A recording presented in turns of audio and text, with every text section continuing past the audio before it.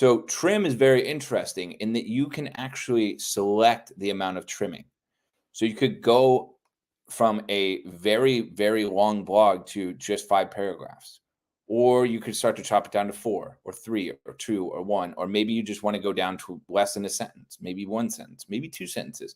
You can trim with different degrees of severity here. So this gives you ultimate control on how much you want to trim. So this takes me down to 3 sentences.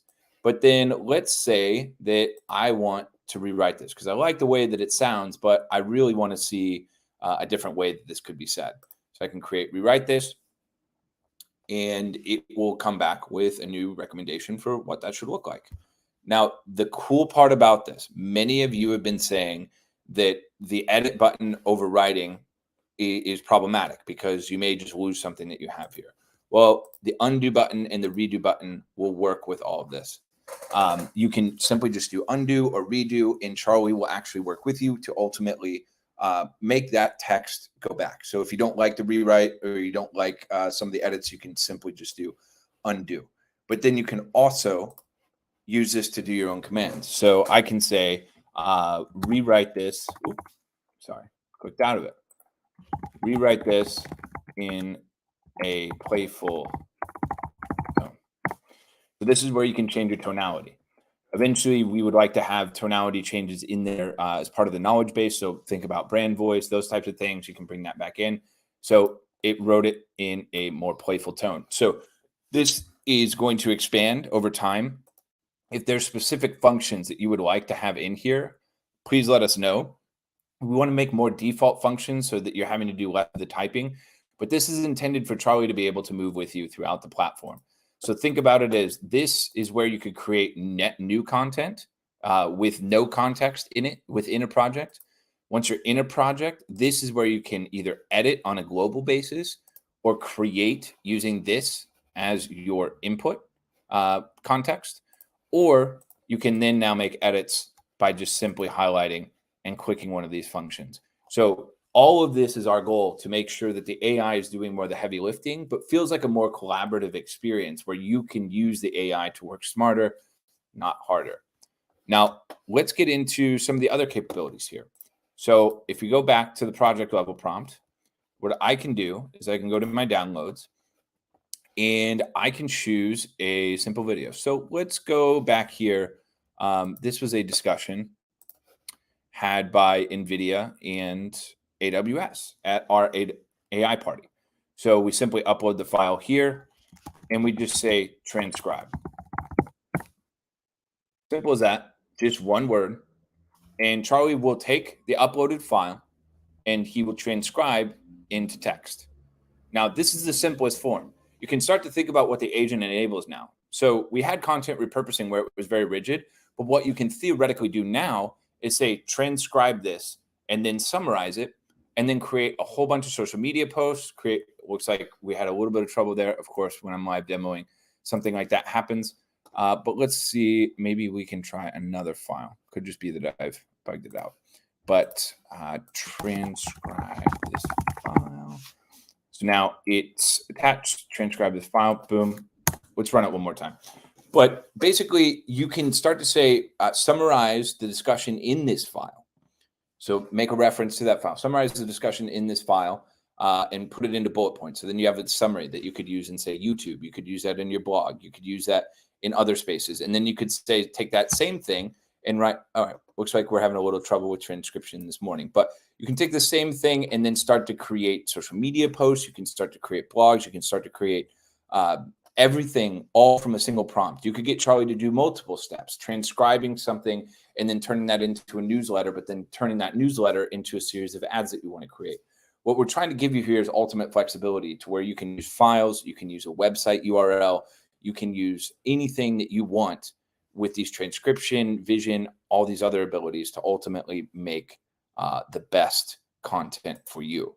Now, this last bit is kind of a fun one here. So what we can do is upload an image and we can ask Charlie, what is in this image? So for those of you that are aware, this is the dress that caused the internet to set on fire, whether it was blue or white. So what this really is a computer vision model. So Charlie can actually see these goggles aren't just for fun. They have some utility. So Charlie can see what's in the agent. It looks like it's not going to play friendly to me, but Charlie can see what's in the actual product itself, and ultimately can give you a description of what's in that image. So let's try this one more time. What is this what is this an image of? So Charlie is actually just using computer vision to identify what's in the actual photo. So you could say, hey, Charlie, write a product description about this product.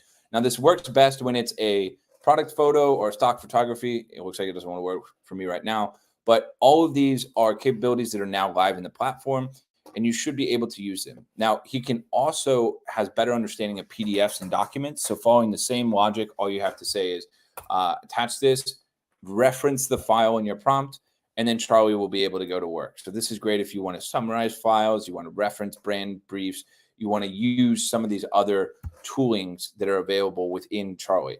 So this seems like a simple prompt box, but it is much, much more advanced in terms of its capabilities. Now, a couple other improvements that we made throughout the platform just to cover all the bases here. So first, we updated the suggested prompts. Second, you'll notice that in my projects, there's new icons here. So if it's a Facebook post, you'll be able to see that is actually a Facebook post. So we know that iconography was a big thing for you guys. We wanted you to be able to differentiate between what you just created. So you now have the timestamps, you now have an icon, and then if there's an asset attached, ultimately it will live in this little gallery here.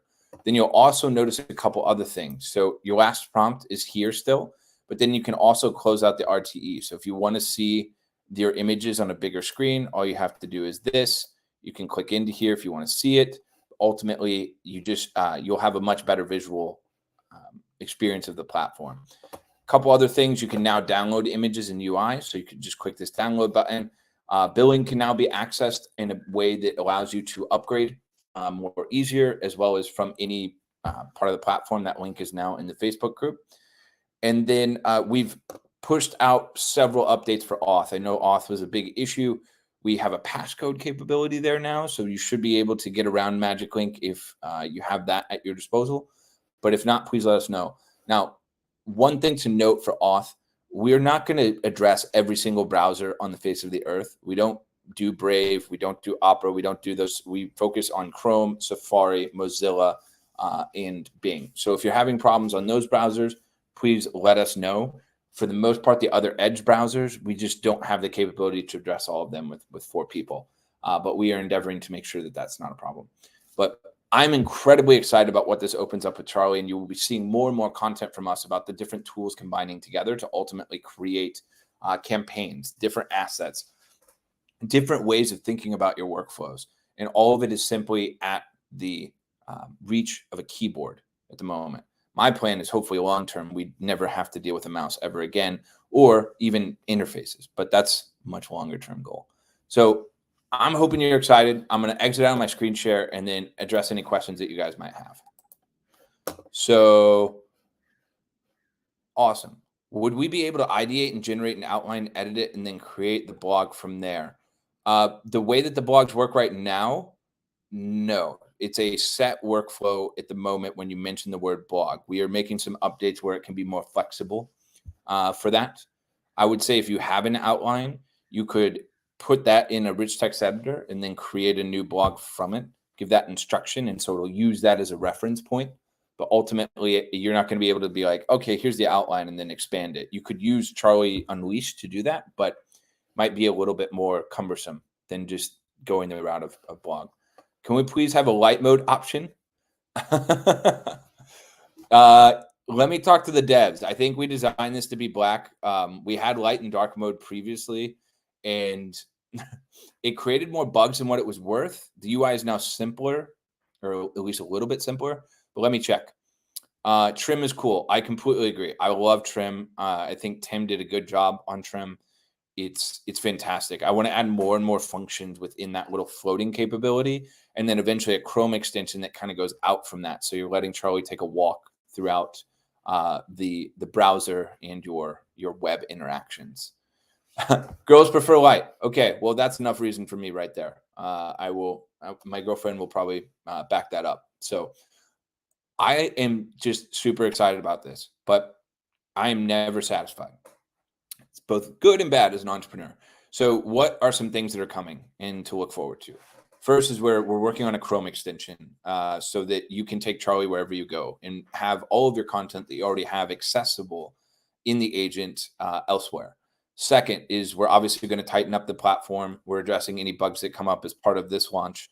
But then third is we're also going to start building knowledge bases, which think of that as like a brand voice thing, but a much bigger, expansive understanding of you, your business, your products, so that Charlie walks and talks and feels like you, and also supports some of the more proactive agent capabilities we're building in the future. The proactive agent is intended to do the work for you so that you can treat him more as a member of your team.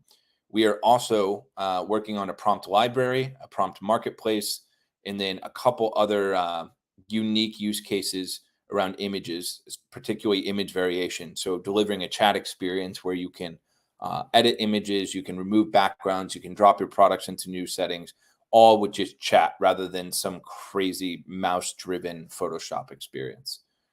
So I'm pretty excited. I think there's so much coming. My only ask of you is that if you like these product updates, share it with a friend, share it with some other people that need to see Charlie.